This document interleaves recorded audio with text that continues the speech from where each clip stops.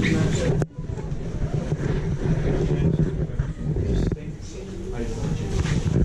got the idea that this is both where we were down before.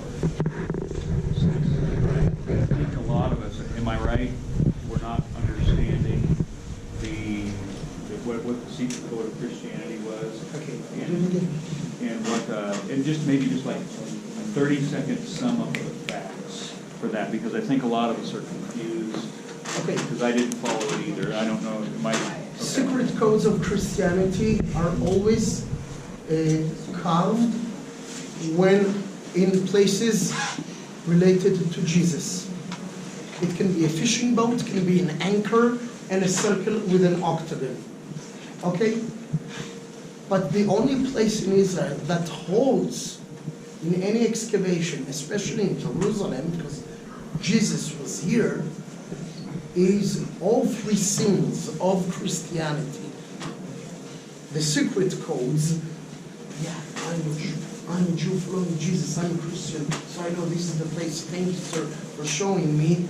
They found there the boat, the anchor, and everything is inside a big circle with an octagon. So if all of them are at the same place, this is the most important place. That would be the crucifixion and resurrection, and of course the tomb from Joseph Arimathea for the pilgrims coming on as a code, because the Romans are searching for the Christians.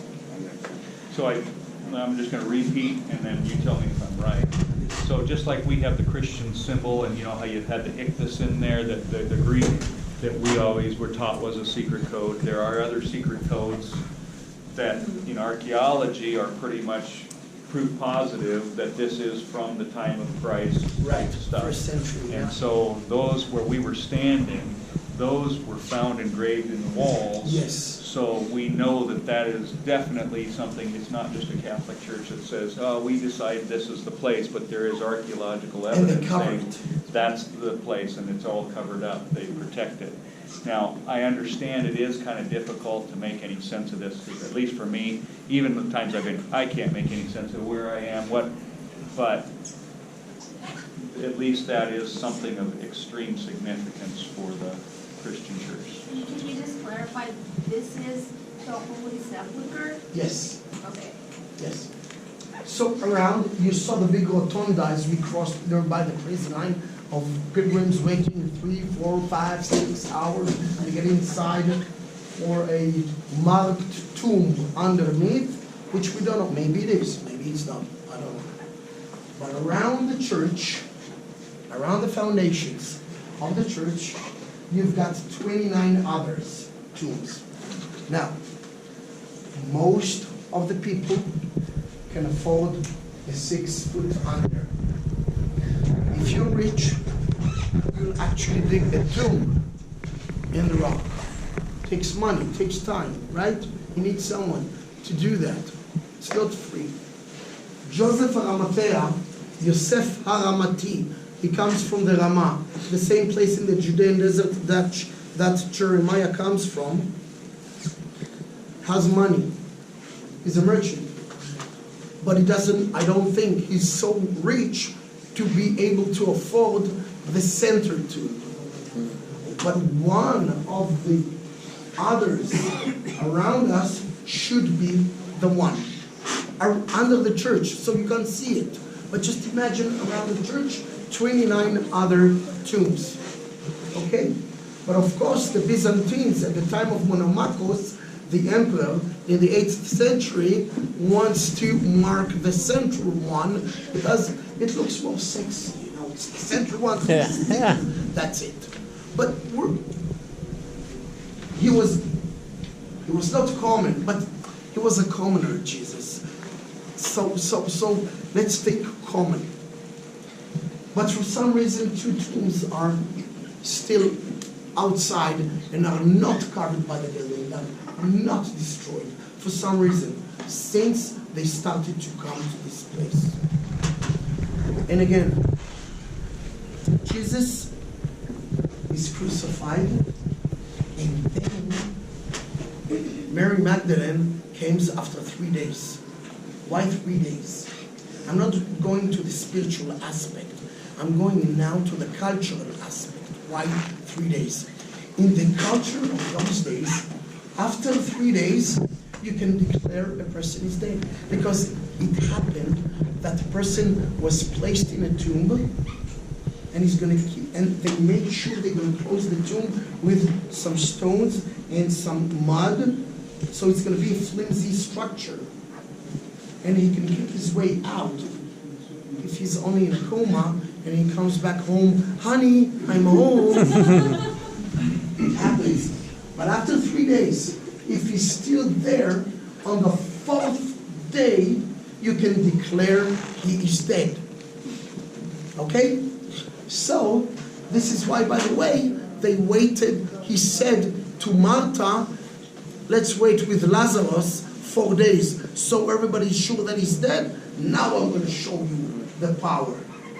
Okay? Be with me. Mary Magdalene comes here. But Mary stood without, at the sepulchre, weeping. As she wept, she stooped. She stooped down and looked into the sepulchre and sees, hang on a second, sees 2 angels in white sitting. They're sitting because the tomb is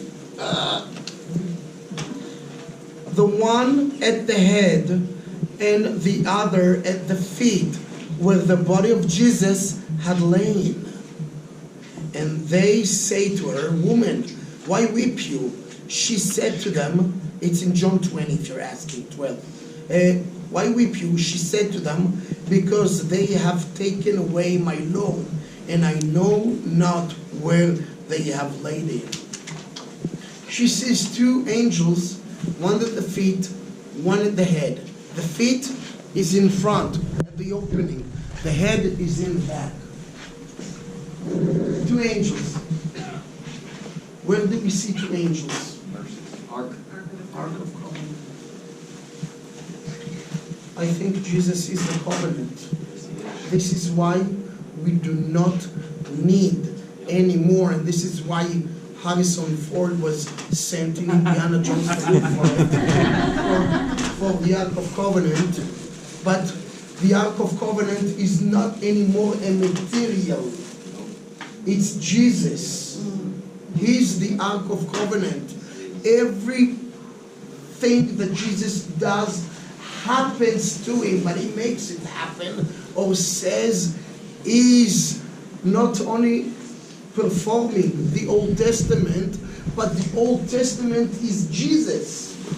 It's preceding Jesus. And this is why I think she sees the 2 angels, because he's just telling her, I'm the Ark of Covenant, that's it. I'm the living temple. Just do what God tells you, and that's it. Again and again and again. I want you want to add something? No, I think that's good. That's good. That was perfect. That was exactly, yeah. But, It was good. but thanks. I want you to look inside, so open up your flashlights and look at it. Look at it, how small it is. Look at it, how small. Yes, but this is a double. Yes. The 2 twin tools, they are exposing something. I don't know why. That's an altar that belongs to the People are dying to come here.